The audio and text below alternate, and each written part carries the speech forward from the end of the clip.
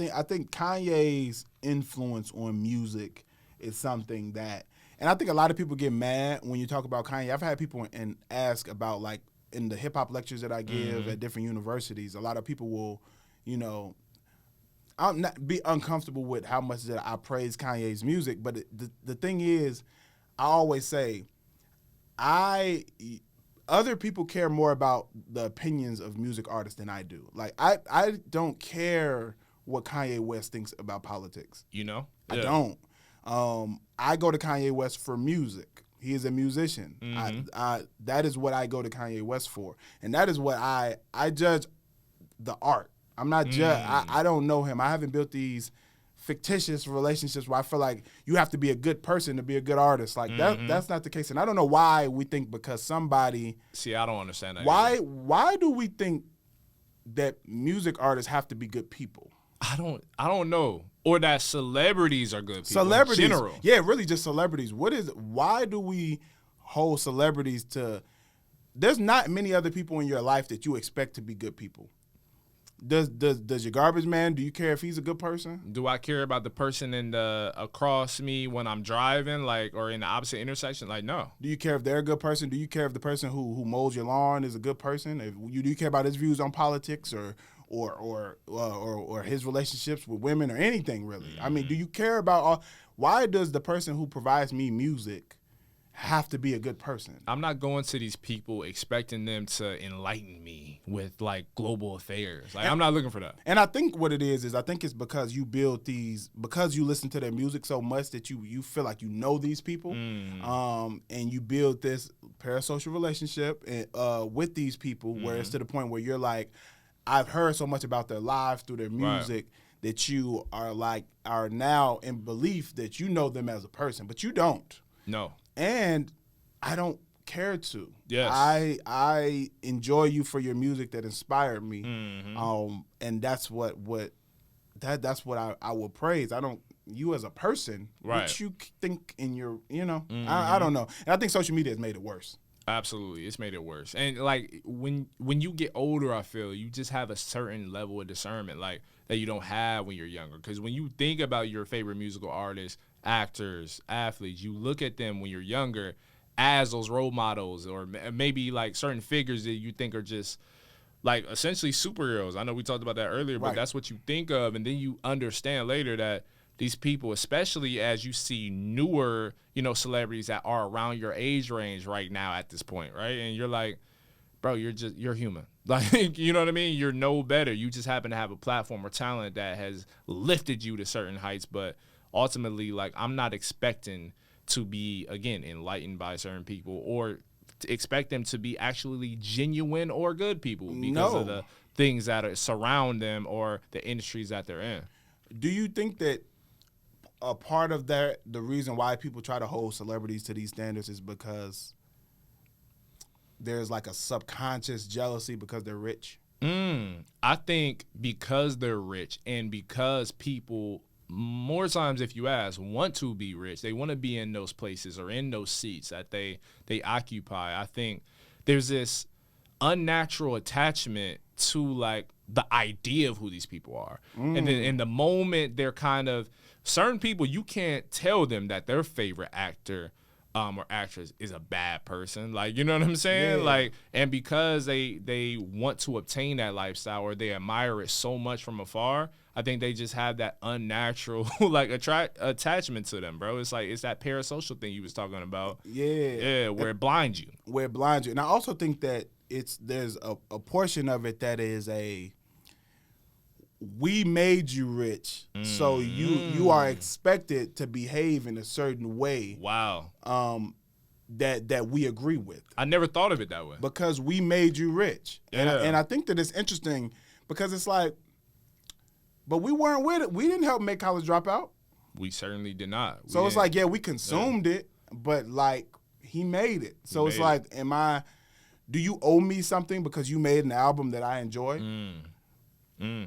And I think that's something, like, I think that plays a role in it too. I think there's a you owe me because we helped get you to this level, so we have these level of expectations. Which like I said, I understand why people do it, but at the same time, I just don't think about art like that. Yeah, I don't. And as someone who interviews artists, like some people who I am a fan of, like I'll tell them to their face, I'm a fan of you. Like I grew up like listening to your music or grew up watching your interviews or this and the third. Like I think that's why that phrase that people say, like, don't meet your heroes, it rings true, especially in those moments. And even from afar, if you don't have the opportunity to meet them and you see your favorite and they disappoint you in a certain regard, it's just like, why were your expectations that high, like in the first place? You know what I'm saying? And same here. I think that one thing that I've always said, and I really stand on this, and it's always been my mentality, is I'm not a fan of anybody. I'm a fan of your art. Okay, I like that. I'm not a fan of Kanye West. I'm a fan of Kanye West's music. And I don't know Dropout. In the College Dropout, Late Registration, Graduation, Beautiful Dark Twisted Fantasy, 808. I'm a fan of your work. I don't know you. Oh, okay. I like that. You know what I mean? I don't know you to be a fan of you. I don't know what type of man you are, you know, or woman you are, or whatever. Like I am a fan of the art that you have created. Same thing with actors, actresses. I am a fan of Denzel Washington's movies. Right. And his acting. I'm not a fan of him because I don't know him. I'm sure he's a great guy, I would hope. But at the same time, I don't know Denzel Washington. I haven't sat down and chopped it up with him. And you know, so I think that's one thing that we have to do is I'm always big on separating the art from the artist. And so I don't care. As long as I'm teaching hip-hop courses, and as long as I'm giving lectures on hip-hop, I would not skip over any artist because of what they do outside of the booth. Is there a certain thing that they could do that will make you veer away from their music? Like, are there pretty much no bounds when it comes to music? No, with music, no. For me, there are no bounds. If I taught an R&B class, I've never taught an R&B course. It probably would be fire. But if I taught an R&B course, I would teach R. Kelly. Okay. I'm not gonna. I had to think of somebody who's probably in R&B done the most egregious things. I would not teach R. Kelly's music. I'm still going to teach about his contributions to R&B. How can you teach R&B and not teach about the contributions of R. Kelly? It doesn't make sense. I always say one example that I give in a lot of lectures is, what do you know Ike Turner for? And most people are like, Tina Turner. Right. Beating Tina Turner. Which, okay, that's what you know him for. Ike Turner is documented as creating the first rock and roll song ever. I didn't even know Rockin' 88 is literally in the Guinness Book of World Records is the first rock and roll song ever. I didn't even know that. And most people don't. They associate him with the worst things that he's done in his personal life. And the movie didn't help. Well, the movie did. And the fact that how good the acting was. Exactly.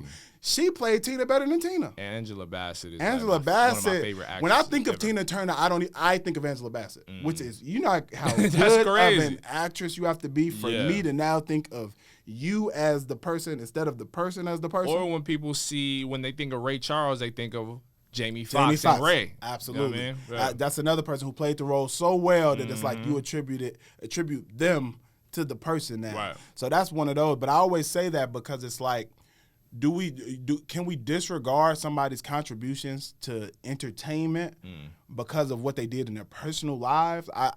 For me, I just won't. I just can't do it. Yeah. I'm not gonna skip over history because I don't like somebody. Because I think they're a bad person. If so, we need to skip a lot of stuff in history. Yeah, and that's the case. Like, we need to scrap how the country was formed. Like, if that's the case, we need to scrap America. If that's the case, right? So I hear you in certain regards.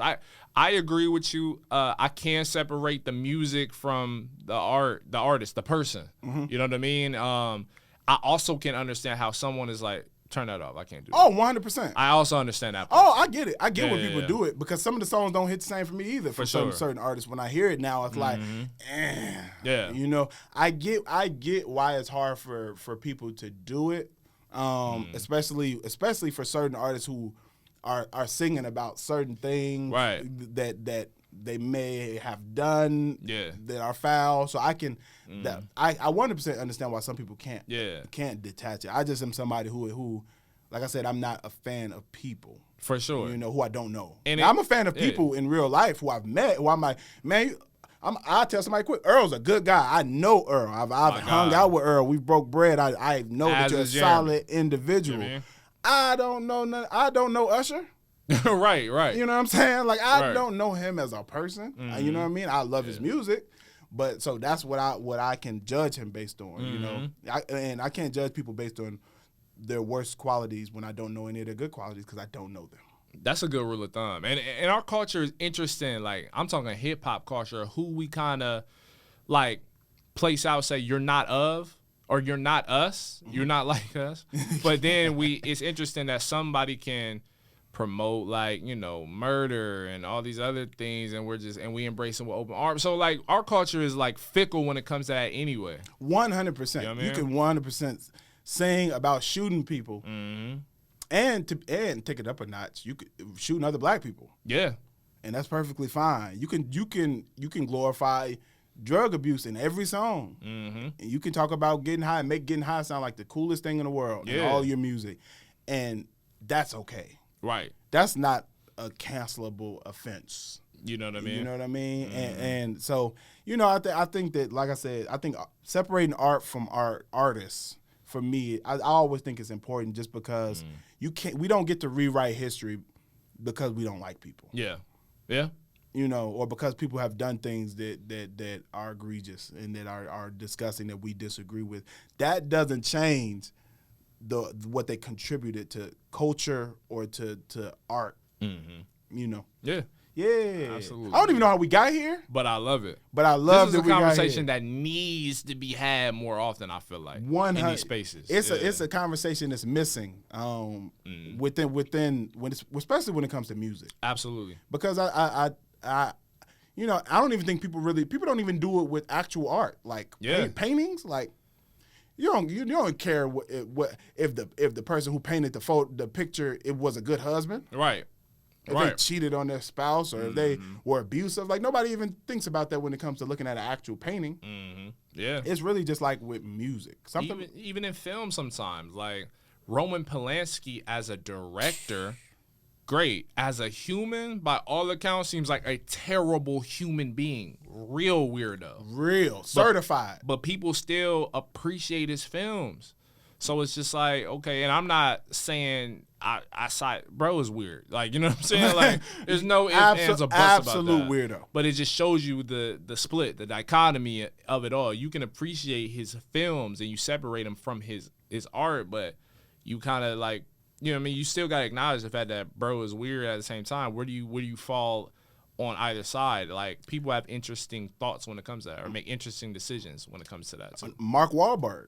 Yeah. I'm not going to get too into that, but I want you to look up Mark Wahlberg, who has movies that I like, but I want you to go and I want you to look up some of his old cases that he called. And I want you to actually just read through the cases that he called. And then I want you to get in the comments, and I want you to let me know what you think. And do you feel bad about watching his movies now? You know? And I think that we've been holding black artists to different standards than we hold everybody else to. You know, and I don't think it's fair. You know, I hold everybody to the same standards, whatever those standards are.